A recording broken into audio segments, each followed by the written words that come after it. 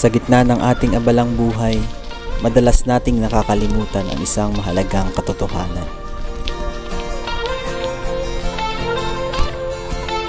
Hindi humihinto ang oras. Araw-araw, abala tayo sa trabaho, responsibilidad, at mga pangarap.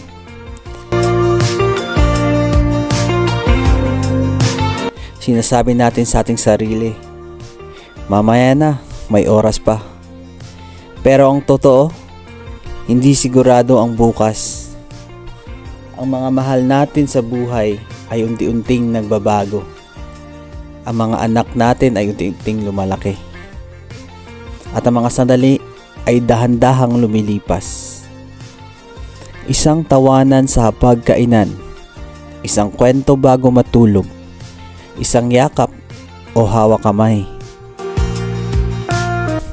Hindi malaala ng mga bata kung gaano tayo kaabala sa ating buhay.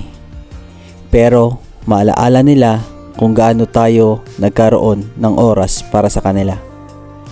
Kung paano tayo nakinig, nakipaglaro, at piniling sila kaysa sa ibang bagay. Ngayon ang tamang panahon.